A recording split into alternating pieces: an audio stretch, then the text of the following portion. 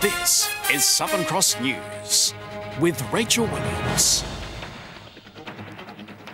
Good evening, thanks for joining us. There's been widespread snow across the Central Highlands, while Tasmania's dry east coast has experienced torrential rain over the past 24 hours. Just 3 days into summer, the downpour comes as part of a weather system which has inundated parts of Victoria. Waking up to a white winter in summer. A cold front this morning saw up to 40 centimetres of snow fall across parts of the state. In the Central Highlands, instead of rain, since about the early hours of this morning, it's been falling as snow. So as a result, there's quite a bit of snow in the Highlands as well. After a record-breaking warm end to spring, there's been heavy rain and wild weather covering the state. It's almost been like a switch that we went from record temperatures in November, finishing on a very high note on the last day of November, to very cold conditions almost straight away and wet. Thousands of homes remain without power, while the SES were kept busy with call-outs. We have had some issues where people have not unblocked their drainage systems or cleaned out their gutters, and it's flowing back and leaking into their houses or flooding their houses. Multiple minor flood warnings have also been issued. The weather is, however, set to ease within the next 24 hours, with potential for more rain mid-next week. Much of the state has received more than the average rainfall for December in just 24 hours, bringing with it cooler temperatures. Rita Risk, Southern Cross News. The Premier is yet to call a date for the state election, but campaigning is well and truly underway. The Liberal government today promising to roll out years 11 and 12 to all Tasmanian schools if re-elected in March. It took just months after Parliament's last sitting day to kick off the campaign.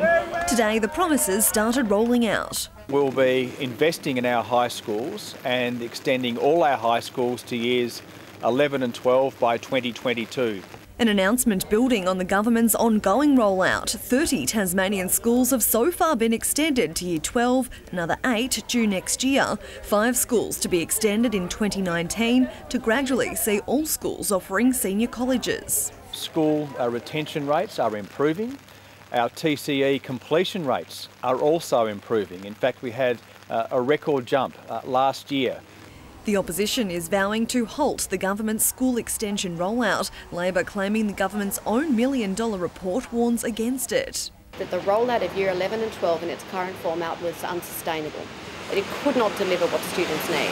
The opposition slamming the policy as the death of the college system. Fears a forcible rollout will leave some students behind. We need to make sure that we're putting the resources and the engagement around their whole learning experience. Not creating a model that will kill colleges and limit choices. What right do the Labor Party have of denying parents and students and school communities in extending to years 11 and 12? Education, the first key election battleground as the March polling day looms. Jacqueline Robson, Southern Cross News. A number of food outlets have been targeted in brazen robberies in the state's south. Staff at a KFC store in Derwent Park were threatened with violence around 10 o'clock last night. Police say a man in his 40s demanded money before taking off with a quantity of cash. No one was injured during the incident, with police yet to find the offender. It comes after a Subway restaurant in Hobart's CBD was robbed around 3 o'clock yesterday afternoon. A sum of cash was also stolen, but no one was injured. Police urging anyone who may have witnessed either incident to contact Crime Stoppers. A Tasmanian church born out of the tragic Tasman Bridge collapse is celebrating a milestone today. The Eastern Shore Baptist Church remembering 40 years since a gathering of isolated churchgoers turned into something special. It was a disaster, severing the main connection between Hobart and the Eastern Shore. The tragic Tasman Bridge collapse in 1975, leaving many isolated from the city, an inability to get to church inspiring a gathering of various faithful. It was the Baptist congregation, was some Anglicans, some Presbyterians, so the denomination didn't matter. And that was the start, the first gathering.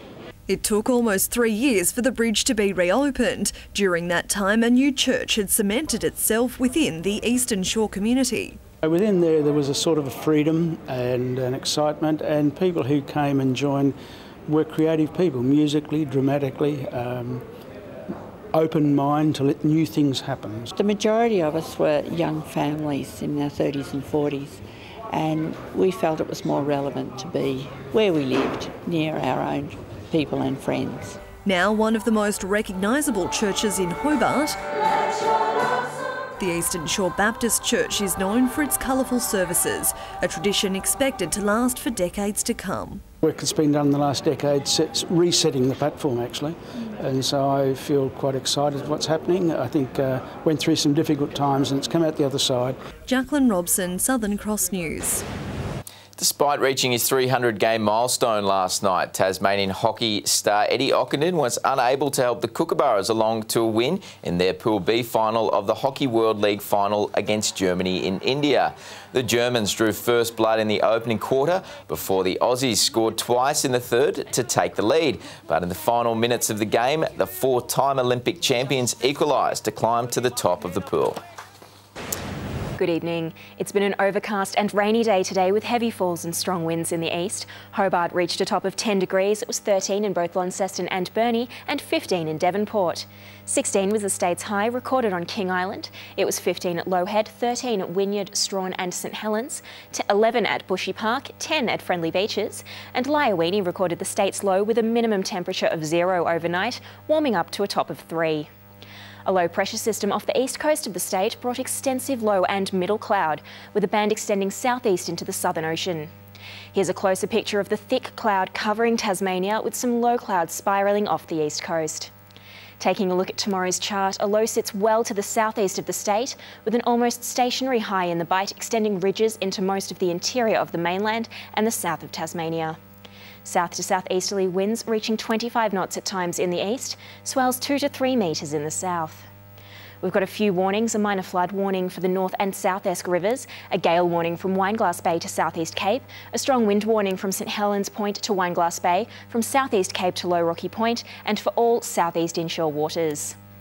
It'll be a partly cloudy day in Hobart tomorrow, 18 degrees, Dover cloudy, also a top of 18, Ooze 21. Launceston 23 degrees, partly cloudy, a top of 20 for Devonport, Scottsdale 21. A little bit of sun and cloud for Burnie and Strawn, both 20 degrees, Stanley 19. St Helens partly cloudy, 19 the top, Swansea 18, Ross 21. UV levels extreme, reaching 11 on the scale tomorrow. Let's take a look ahead at Tuesday. Fine apart from possible afternoon showers about the northwest and possible late showers in the northeast. Wednesday, morning rain about the east, with showers extending statewide through the day. And more rain about the east on Thursday with showers elsewhere. A possible storm for Brisbane tomorrow, 27 the top. Sydney, showers 22, and showers easing with a top of 18 degrees for Melbourne. And right now, Hobart is still at 10 degrees and rainy. Launceston 11 with rain. Devonport 13 and cloudy. And that's all the weather for tonight. Thank you, Rach. Thank you, Lee. Thank you. Hopefully the rain lets up soon, Brit. Well, that's all your news for now. Thanks for joining us. Have a great week. I'm Rachel Williams. Good night.